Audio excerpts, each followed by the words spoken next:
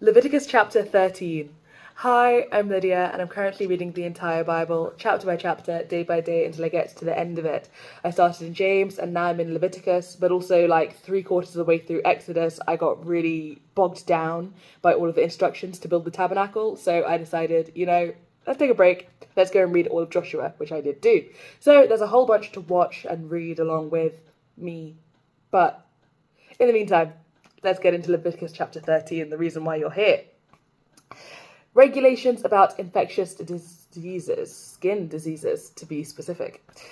The Lord said to Moses and Aaron, "When anyone has a swelling or a rash or a bright spot on his skin that may become an infectious skin disease, he must be brought to Aaron the priest or to one of his sons who is a priest. The priest is to examine the sore on his skin. And if the hair in the sore has turned white, and the sore appears to be more than skin deep, it is an infectious skin disease. When the priest examines him, he shall pronounce him ceremonially unclean. If the spot on his skin is white, but does not appear to be more than skin deep, and the hair in it has not turned white, the priest is to put the infected person in isolation for 7 days. On the 7th day, the priest is to examine him, and if he sees that the sore is unchanged and has not spread in the skin, he is to keep him in isolation another 7 days. On the 7th day, the priest is to examine him again, and if the sore has faded and has not spread in the skin, the priest shall pronounce him clean. It is only a rash. The man must wash his clothes, and he will be clean. But if the rash does spread in his skin after he has shown himself to the priest to be pronounced clean, he must appear before the priest again. The priest is to examine him, and if the rash has spread in the skin, he shall pronounce him unclean. It is an infectious disease. When anyone has an infectious skin disease, he must be brought to the desert. To the desert? To the desert? To the priest. To the priest. I don't even know where that came from. The priest is to examine him, and if there is a white swelling in the skin that has turned the hair white, and if there is raw flesh in the swelling, it is a chronic skin disease, and the priest shall pronounce him unclean. He is not to put him in isolation because he is already unclean. If the disease breaks out all over his skin, and, so far as the priest can see, it covers all the skin of the infected person from head to foot, the priest is to examine him, and if the disease has covered his whole body, he is to pronounce that person clean. Since it has all turned white, he is clean. But whenever raw flesh appears on him, he will be unclean. When the priest sees the raw flesh, he shall pronounce him unclean. The raw flesh is unclean. He has an infectious disease. Should the raw flesh change and turn white, he must go to the priest. The priest is to examine him, and if the sores have turned white, the priest shall pronounce the infected person clean, then he will be clean. When someone has a boil on his skin and it heals, and in the place where the boil was, a white swelling or reddish white spot appears, he must present himself to the priest. The priest is to examine it, and if it appears to be more than skin deep, and the hair in it has turned white, the priest shall pronounce him unclean. It is an infectious skin disease that has broken out where the boil was. But if, when the priest examines it, there is no white hair in it, and it is not more than skin deep, and has faded, then the priest is to put him in isolation for 7 days. If it is spreading in the skin, the priest shall pronounce him unclean. It is infectious. But if the spot is unchanged and has not spread, it is only a scar from the boil, and the priest shall pronounce him clean. When someone has a burn on his skin and a reddish white or white spot appears in the raw flesh of the burn, the priest is to examine the spot. And if the hair in it has turned white, and it appears to be more than skin deep, it is an infectious disease that has broken out in the burn. The priest shall pronounce him unclean. It is an infectious skin disease. But if the priest examines it, and there is no white hair in the spot, and if it is not more than skin deep and has faded, then the priest is to put him in isolation for 7 days. On the 7th day, the priest is to examine him, and if it is spreading in the skin, the priest shall pronounce him unclean. It is an infectious skin disease. If, however, the spot is unchanged, and has not spread in the skin, but has faded, it is a swelling from the burn, and the priest shall pronounce him clean. We're halfway there. It is only a scar from the burn. If a man or woman has a sore on the head or the chin, the priest is to examine the sore, and if it appears to be more than skin deep, and the hair in it is yellow and thin, the priest shall pronounce it shall pronounce that person unclean. It is an itch, an infectious disease of the head or chin. But if, when the priest examines this kind of sore, it does not seem to be more than skin deep, and there is no black hair in it, then the priest is to put the infected person in isolation for 7 days. On the 7th day, the priest is to examine the sore, and if the itch has not spread, and there is no yellow hair in it, and it does not appear to be more than skin deep, he must be shaved, except for the diseased area, and the priest is to keep him in isolation another 7 days. On the 7th day, the priest is to examine the itch, and if it is not spread in the skin and appears to be no more than skin deep, the priest shall pronounce him clean. He must wash his clothes, and he will be clean. But if the itch does not spread in the skin after he is pronounced clean, the priest is to examine him, and if the itch has spread to the skin, the priest does not need to look for yellow hair. The person is unclean. If, however, in his judgment, it is unchanged and black hair has grown in it, the itch is healed. He is clean, and the priest shall pronounce him clean. When a man or woman has white spots on the skin, the priest is to examine them, and if the spots are dull white, it is a harmless rash that has broken out on the skin. That person is clean.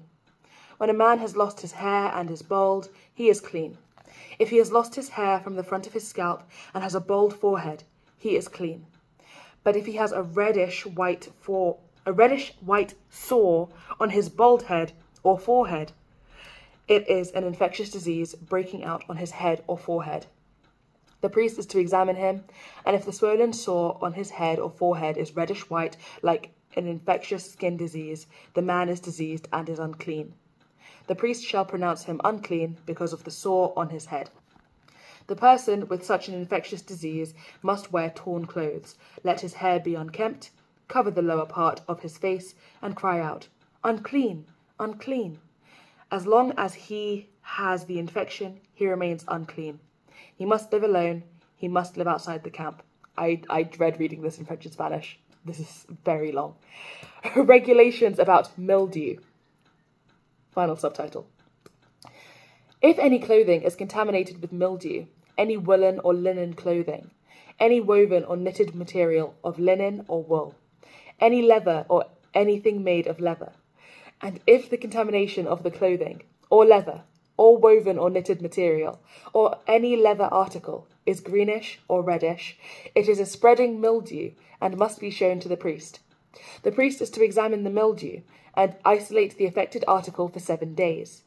On the 7th day, he is to examine it, and if the mildew has spread in the clothing, or the woven or knitted material, or the leather, whatever its use, it is a destructive mildew. The article is unclean.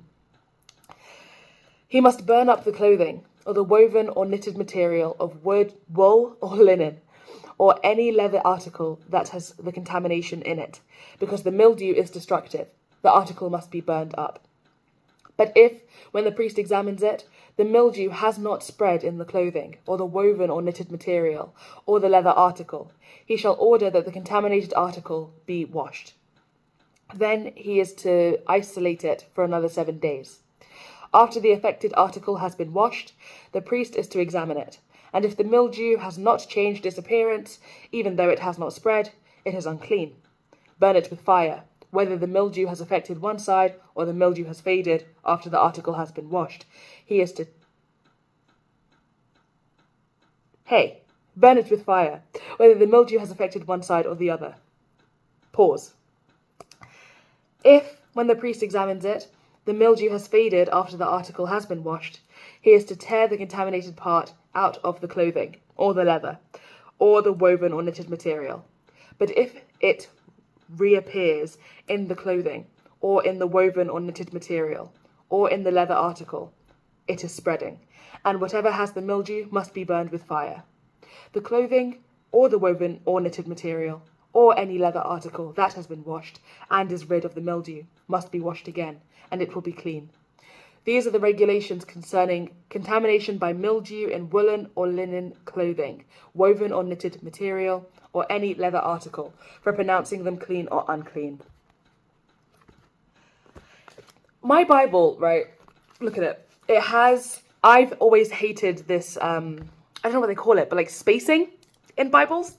In Word documents also. In books, I really dislike it, where it fills up side to side. I think they do it to, you know, maximize the space, but it means that every so often they'll split a word and they'll put a little hyphen, and you're trying to guess what the word is before you get to the next line, and it's never correct. It's actually never correct. For example, reappears, I was like, reaps?